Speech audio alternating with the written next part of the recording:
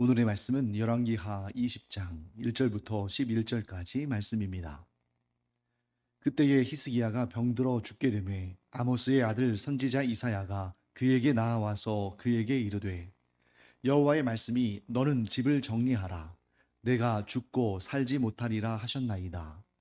히스기야가 낯을 벽으로 향하고 여호와께 기도하여 이르되 여호와여 구하오니 내가 진실과 전심으로 주 앞에 행하며 주께서 보시기에 선하게 행한 것을 기억하옵소서 하고 히스기야가 심히 통곡하더라. 이사야가 성읍 가운데까지도 이르기 전에 여호와의 말씀이 그에게 임하여 이르시되 너는 돌아가서 내 백성의 주권자 히스기야에게 이르기를 왕의 조상 다윗의 하나님 여호와의 말씀이 내가 내 기도를 들었고 내 눈물을 보았노라. 내가 너를 낫게 하리니 내가 3일 만에 여호와의 성전에 올라가겠고 내가 내 날에 15년을 더할 것이며 내가 너와 이 성을 아수르 왕의 손에서 구원하고 내가 나를 위하고 또 내 종 다윗을 위함으로 이 성을 보호하리라 하셨다 하라 하셨더라. 이사야가 이르되 무화과 반죽을 가져오라 하매 무리가 가져다가 그 상처에 놓으니 나으니라. 히스기야가 이사야에게 이르되 여호와께서 나를 낫게 하시고 3일 만에 여호와의 성전에 올라가게 하실 무슨 징표가 있나이까 하니 이사야가 이르되 여호와께서 하신 말씀을 응하게 하실 일에 대하여 여호와께로부터 왕에게 한 징표가 임하리이다. 해 그림자가 10도를 나아갈 것이니까 혹 10도를 물러갈 것이니까 하니 히스기야가 대답하되 그림자가 10도를 나아가기는 쉬우니 그리할 것이 아니라 10도가 뒤로 물러갈 것이니이다 하니라. 선지자 이사야가 여호와께 간구하며 아하스의 해시계 위에 나아갔던 해 그림자를 10도 뒤로 물러가게 하셨더라.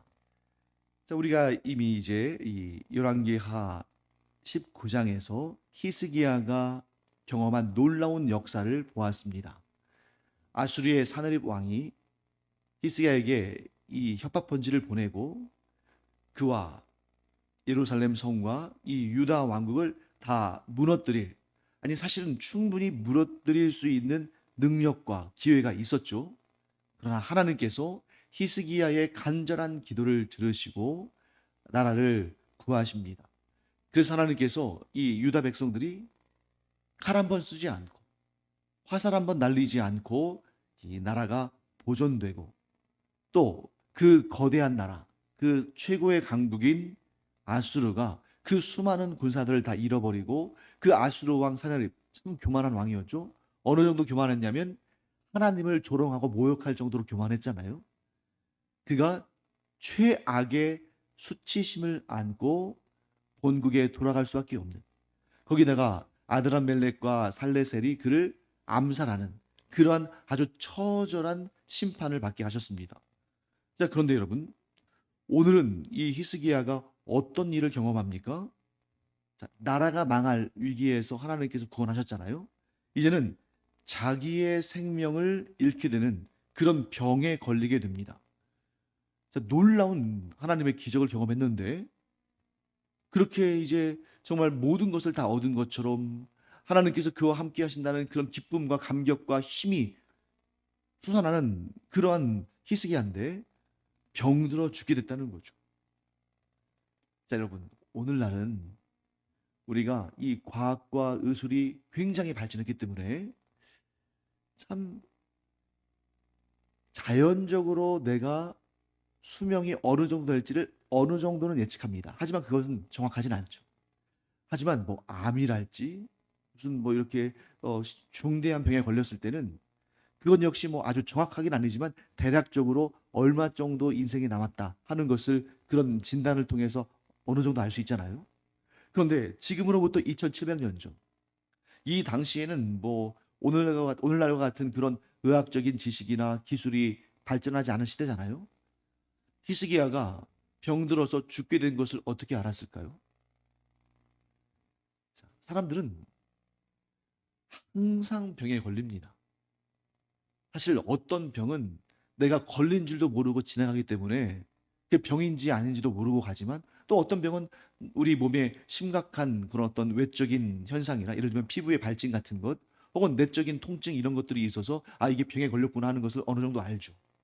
하지만 여러분 병에 걸렸다고 해서 이게 죽을 병인지 여기서 말하는 죽을 병이라는 것은 곧 죽는다는 거잖아요. 죽을 병인지 아니면 서서히 이 병이 진행되다가 뭐 한 10년, 20년 후에 죽을 것인지 그거 알 수가 없잖아요. 히스기야가 병들어 죽게 된 것은 어떻게 해서 알았냐면 선지자 이사야가 와서 말해 주었기 때문에 안 것입니다. 히스기야가 병들어 죽게 됐기 때문에 이사야가 온 것이 아니라 히스기야가 병이 들었지만 그것이 죽을 병인지 아닌지 그는 알지 못했을 거예요. 또 그 왕실의 나름대로 그 왕실의 의사들이 있지 않았겠습니까? 그들도 몰랐을 겁니다. 왜냐하면 이 병은 자연적인 병이 아니라 하나님께서 주관하신 하나님의 메시지를 담은 병이기 때문이죠. 그리고 그 메시지를 이사야를 통해서 전달받았기 때문에 히스기야가 알게 된 것입니다. 이 전후 관계를 아시겠죠?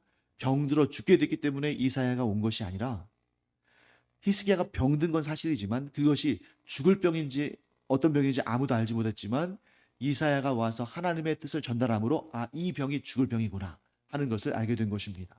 자, 그때 아모스의 아들 선지자 이사야가 뭐라고 말합니까? 여호와의 말씀이 이사야에게 임한 여호와의 말씀이 너는 집을 정리하라. 내가 죽고 살지 못하리라 하셨나이다. 이 말씀을 들었기 때문에 히스기야가 아, 내가 이제 죽게 됐구나 하는 것을 알게 된 거예요. 그래서 여기에서 이사야가 뭐라고 말하냐면 너는 집을 정리하라 하시는 하나님의 말씀을 전달합니다. 여러분 집을 정리한다는 게 뭐예요? 신변을 좀 이렇게 정리하고 뭐 또 죽기 전에 뭐 이것저것 정리하고 이런 것일 수도 있습니다. 물론 그런 뜻이 포함되겠죠. 하지만 여기에서는 조금 더 깊은 의미를 가지고 있습니다. 자, 너는 집을 정리하라 할 때 이 집이 사적인 공간으로서의 집을 말하는 게 아니겠죠. 그래서 보통 우리가 하나님께서 이스라엘의 왕을 세우실 때, 이 유다 왕국의 왕을 세우실 때 뭐라고 말씀하시냐면 다윗의 집이라고 말씀하셔요. 그래서 다윗과 언약을 맺으실 때 사무엘하 7장에서 다윗과 언약을 맺으실 때 내가 너의 집을 세울 것이다. 그리고 다윗이 하나님께 성전을 지어드리기를 원해서 간절히 사모하고 하나님께 그 뜻을 전할 때 하나님께서 뭐라고 하십니까? 내가 먼저 너의 집을 짓겠노라. 이렇게 말씀하신다는 거죠. 그래서 여기에서 집을 정리하라는 것은 다윗의 집의 그 왕권을 정리하라는 거예요. 그 얘기는 뭐겠습니까? 너의 왕권을 이제 좀 정리하고 너의 후계자를 세워서 그가 평안하게 자연스럽게 혼란스럽지 않게 왕위를 이어서 이 나라가 혼란을 경험하지 않도록 해라. 자, 여러분 바로 직전에 어떤 사건이 있었습니까? 아수리의 왕 세계적인 대제국 아수리의 왕 사나립이 아드람멜렉과 살레셀이라는 두 사람에게 암살을 당했잖아요. 그 성경에서는 짧게 언급합니다. 그리고 그 두 사람을 에살핫돈이 이렇게 좀 그 일을 정리하고 사느립의 뒤를 잇는 왕위에 올랐더라. 이렇게 돼 있는데 사실 여러분 그 당시에 얼마나 이 아수라라는 거대한 제국이 혼란스러웠을까요? 예를 들면 여러분 벌써 오래된 꽤 된 일이죠. 미국의 그 트럼프 대통령이 아직 대통령이 되기 전에 그가 연설할 때에 암살 시도가 있었잖아요. 그가 아직 대통령이 아니지만 그 암살이 성공해서 그가 죽었다면 얼마나 혼란스러웠겠습니까? 우리나라도 마찬가지죠. 박정희 대통령이 암살당할 때 얼마나 사회가 혼란스러웠어요? 그러면서 막 이렇게 군부 쿠데타가 일어나고 막 그러지 않습니까? 그러니까 여러분, 하나님의 이 말씀이 개인적으로는 섭섭하게 들릴 수 있습니다. 너의 왕권을 이제 좀 정리해라. 네가 이제 죽을 날이 얼마 남지 않았으니까 네가 좀 집을 정리해라. 왕권을 정리하고 너의 다음을 이어갈 그 아들을 왕위에 올려서 너는 그냥 조용히 그렇게 남은 여생을 정리하고 이 왕권이 무리 없이 평안하게 이어지게 하라. 개인적으로는 섭섭하게 들릴지 모르지만 사실 이것 자체가 은혜다. 나라가 혼란스럽게 되지 않고 왕이 갑작스럽게 죽었을 때에 나라가 경험하게 될 그런 혼란함을 면하게 하시는 하나님의 은혜다. 하나님께서 다윗을 기억하시고 또 히스기야가 하나님 앞에서 행했던 그 좋은 일들, 충성한 일들, 선한 일들을 기억하시고 그 후대가 혼란스럽지 않도록 정국이 안정된 상태로 이어지도록 기회를 주신 것입니다. 사랑하는 성도 여러분, 하나님께서 우리에게도 이런 은혜를 주시기를 간절히 축원합니다. 우리 당대만 잘 되면 안 되는 거죠. 우리 당대에서 우리 후대로 아주 자연스럽게 은혜롭게 평화롭게 혼란스럽지 않게 이어지면서 우리의 후대도 신앙생활 잘하고 하나님만 섬기고 하나님만 의지하고 하나님이 주시는 은혜와 복으로 충만하기를 간절히 축원합니다. 이런 자연스러운 흐름, 안정된 흐름, 평안한 흐름, 복과 은혜가 그 다음 때로 이어지는 이 흐름이 얼마나 큰 복인가.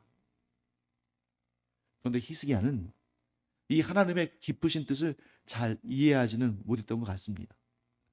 여러분, 우리가 내일 또 공부할 내용인데 잠깐 미리 말씀을 드린다면, 히스기야가 하나님의 은혜 가운데에 그 병이 고침을 받고 15년이라는 삶을 덤으로 하나님께 받았잖아요. 얼마나 기뻤겠어요. 그런데 여러분, 오늘날처럼 인터넷이 발전하고 매스미디어 이런 정보가 발전한 시대라면 이게 막 순식간에 소문이 났겠지만, 사실 히스기야가 죽을 병이 걸렸다는 소식은 빨리 퍼지지만 그가 하나님의 은혜로 나음을 얻고 회복됐다라는 소식은, 그거 누가 알겠어요. 누가 이걸 소문을 퍼뜨려야 되는데, 근데 그 소문이 퍼뜨려지는 데는 시간이 좀 걸리잖아요. 히스기야가 죽을 병에 걸렸다는 소문이 먼저 가고 그로 인해서 바벨론 왕이 그를 위문하기 위해서 사신들을 보냅니다. 근데 우리가 잘 알다시피 아무리 국가 간의 사이가 좋고 아무리 국가 간의 동맹이라 할지라도 항상 호시탐탐 이웃 나라의 약점을 캐고 그래서 그것을 자기 나라의 국익으로 삼고자 하는 그런 국가 간의 알력은 항상 있잖아요. 그러니까 이 바벨론 왕이, 그 당시에는 바벨론은 아수르보다 굉장히 약한 나라였지만 바벨론 왕이 이제 서서히 국력을 키워가는 상황인데, 유다 히스기야 왕 죽을 병에 걸렸다. 그러면 지금으로 따지면 비행기 타고 금방 가지만 과거에는 어때요? 몇 달씩 걸리지 않았겠습니까? 그러니까 이 가는 동안에 이 왕이 죽을 수도 있어요. 그러면 이 사신이 뭘로 바뀌겠습니까? 새로운 왕에 대한 그러한 어떤 축하 사절로 바뀌겠죠. 그러니까 이런 외교적인 목적을 가지고 오는 것입니다. 그 외교적인 목적을 가지고 오는 사람들은 한결같이 염탐을 하려고 할 거예요. 그런데 히스기야 왕이 자기가 죽을 병에서 나음을 얻고 인생이 15년이나 더 연장됐다는 그런 마음에 너무 기뻐가지고 들떠가지고 이 사신들에게 뭘 보여줍니까? 자기의 보물창고, 또 나라에 무기들이 있는 그런 무기고 이런 것들을 다 그냥 보여줘요. 막 기분이 막 들떴겠죠. 더군다나 바벨론은 굉장히 멀리 있는 나라이기 때문에 이 나라가 우리를 침략하지 못할 것이다 라고 생각해서 막 다 그 비밀스러운 부분까지 다 보여줍니다. 그때 하나님께서 이사야를 통해서 히스기야를 책망하시죠. 나라가 바벨론에게 멸망해서 히스기야, 너희의 후손들이 바벨론의 포로로 끌려갈 것이다. 자, 그런 말씀이 전해졌을 때 우리는 어떻게 해야 됩니까? 만일 우리가 히스기야였다면 하나님께 나아가서 전에 그랬던 것처럼 막 눈물을 쏟고 회개하면서, 하나님, 제가 어리석었습니다. 잘못했습니다. 부디 제가 회개하오니 은혜와 긍휼을 베풀어 주셔서 그런 일이 일어나지 않게 하여 주시옵소서. 그렇게 기도해야 할 텐데, 잠깐 내일 본 부모님입니다만 이 한 구절만 볼까요? 열왕기하 20장 19절 말씀. 열왕기하 20장 19절 말씀 저와 함께 읽겠습니다. 히스기야가 이사야에게 이르되 당신이 전한 바 여호와의 말씀이 선하니이다 하고 또 이르되 만일 내가 사는 날에 태평과 진실이 있을진데 어찌 선하지 아니하리요 하니라. 성경 전체에서 가장 이상한 구절 가운데 하나 아닙니까? 아니, 생각이 있는 제대로 된 왕이라면 어떻게 해야 됩니까? 이사야 선자가 하나님의 심판에 대한 메시지, 바벨론에 의해서 멸망당하고 히스기야의 후손들이, 예를 들면 우리가 잘 알고 있는 엘리야김이랄지 뭐 여호야긴이랄지 또 뭐 이런 시드기야랄지 이런 후손들 말하는 거잖아요. 그들이 이런 정말 고통을 경험하지 않도록 하나님 부디 저를 용서해 주시고 은혜와 긍휼을 베풀어 주시옵소서 이렇게 할 것 같은데, 뭐라고 말합니까? 내가 사는 날 동안에 태평과 진실이 있으면, 즉 내가 사는 날 동안에 나라가 멸망하지 않고 평안하면 그것도 선한 일이다. 하나님의 은혜다. 이렇게 말하는 거예요. 자, 여러분 다시 처음으로 돌아가 보겠습니다. 우리가 하나님께 기도를 할 때는 당대의 문제만을 가지고 할 것이 아니라 후대까지 바라봐야 돼. 자, 하나님께서 우리에게 은혜를 베푸실 때는 우리의 당대에만 은혜를 베푸시는 것이 아니라 우리의 후손들까지도 그 은혜 가운데 있게 하시잖아요. 하나님께서 아브라함을 택하실 때에 아브라함만 택하신 것이 아니라 그의 허리에서 나올 씨, 곧 이삭과 그의 후손들까지도 포함되는 거잖아요. 그런데 히스기야는 지금 어떻습니까? 자, 히스기야가 기도한 것들을 잘 보세요. 당면한 문제들을 가지고 기도합니다. 사나립이 협박 편지를 보냈을 때, 자기가 죽을 병에 걸렸다는 소식을 이사야를 통해서 들었을 때, 그 당면한 문제를 가지고 정말 간절하게 기도해요. 이거 꼭 필요한 것입니다. 히스기야가 우리에게 아주 좋은 본을 보입니다. 우리에게 너무 감당할 수 없는 그런 문제들이 생겼을 때 절망하거나 낙심하거나 하나님을 떠나거나 하나님을 부인하거나 하나님을 욕하고 떠나는 그러한 불경건한 모습을 보이는 것이 아니라 하나님 앞으로 나아가서 그 문제가 무엇이든지 간에 하나님께 솔직히 아뢰고 하나님께 간절히 매달리며 기도하고 그래서 하나님의 은혜의 응답을 얻는 것 너무너무 중요한 일이죠. 그런데 여기서 우리가 히스기야의 한계를 또 보게 되는 거죠. 히스기야는 그저 지금 당면한 문제들에 대해서만 하나님의 구원을 구해요. 그러나 그 다음 때에 어떤 일이 일어날지에 대해서는 별로 관심이 없습니다. 심지어 내 당대에 태평이 임하고 내 당대에 진실이 있고 내 당대에 하나님의 은혜를 얻으면 그거 선한 거죠. 내 다음 때 내가 어떻게 하겠습니까? 그것은 그 다음 때의 문제죠. 이런 마음은 우리 하나님을 신뢰하는, 하나님의 성품을 아는, 하나님께 기도하는 우리가 보여야 할 모습이, 가져야 할 모습이 아니라는 것입니다. 오히려 우리는 어떻게 해요? 내 당대의 문제들을 하나님께 아뢰고 그래서 내 기도를 들으시고 내 눈물을 보신 하나님께서 이 문제를 해결해 주시기를 간절히 구하며 그런 기도에 힘써야 되지만 거기서 조금 더 힘을 내서 그 다음 때에 일어날 일들에 대해서도 하나님께 간구하는 이런 기도의 지평이 넓은 자들이 돼야 된다. 내 당대의 문제만 해결되면 되는 것이 아니다. 이것을 오늘 우리가 이 히스기야를 통해서 오늘과 내일 아주 우리가 명확하게 또 알고 우리 마음에 새기고 또 우리가 실천해야 되는 것입니다. 우리에게는 우리의 현실이 매우 중요하다.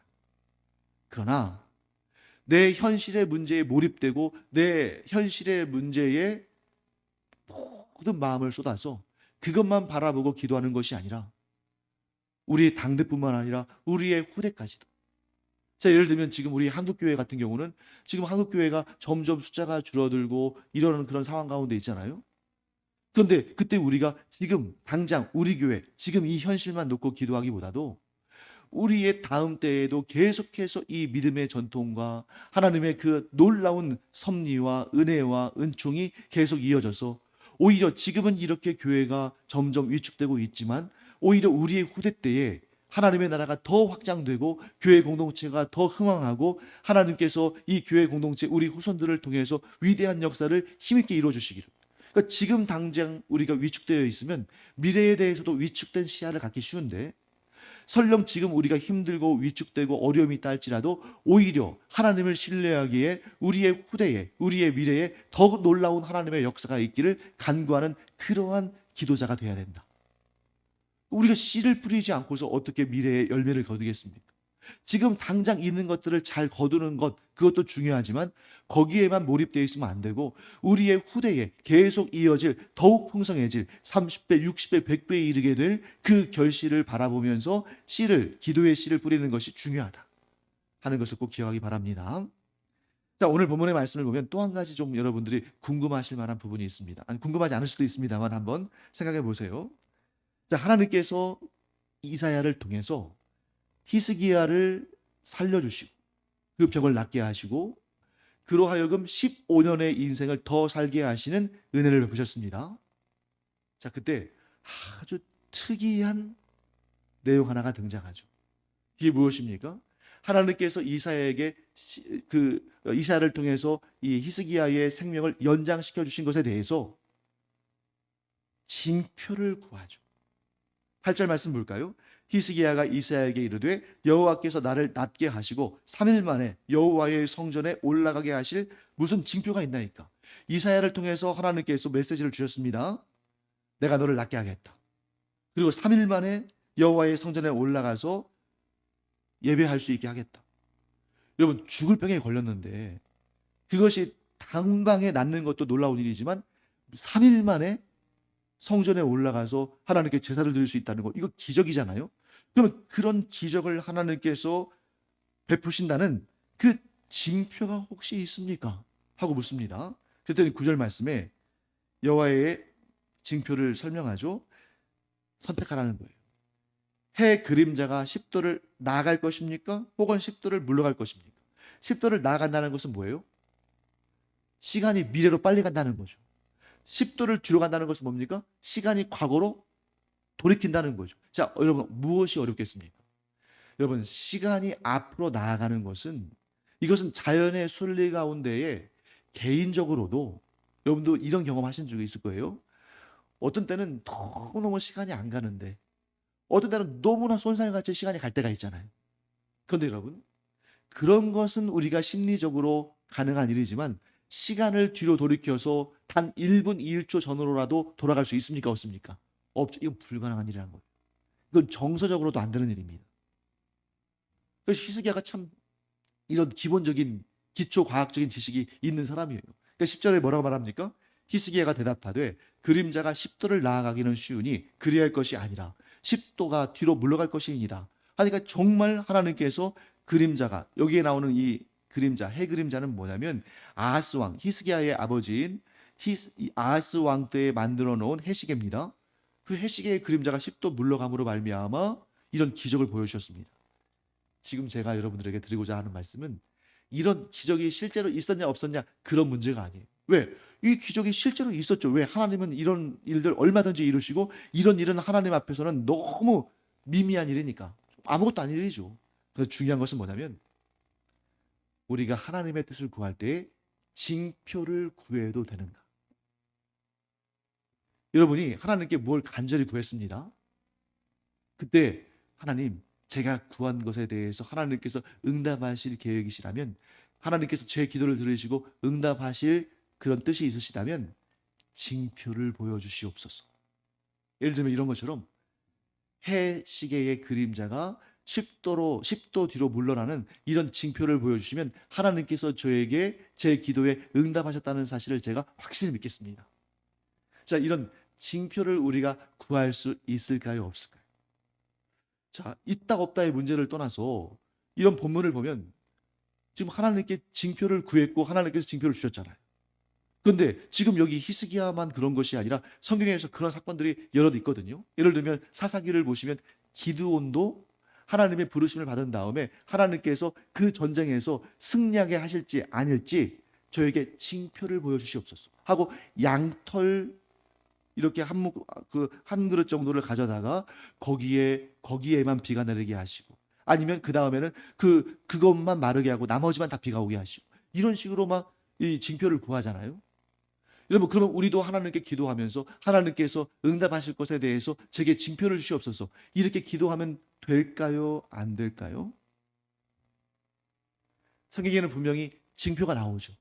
그런데 거기에는 공통점이 있습니다. 그 공통점이 뭐냐면 히스기야도 그렇고 기드온도 그렇고 이렇게 하나님께 징표를 받은 자들은 한결같이 자기가 하나님께 기도하여 받은 것이 아니라 하나님께서 그에게 나타나셔서 혹은 사자를 보내셔서 무언가의 메시지를 주시고 사명을 주신 다음에 거기에 대한 믿음의 확증을 갖도록 징표를 보여주신 거예요. 그러니까 내가 하나님께 뭘 기도한 다음에 하나님, 이 기도에 하나님께서 응답하실 거라면 이런 징표를 보여주십시오 하고 말하는 것은 성경에 근거가 없는 겁니다. 그것은 무당이나 점쟁이가 하는 일이에요. 그리고 그것은 하나님을 시험하는 일입니다. 뜻은 내가 정했어요.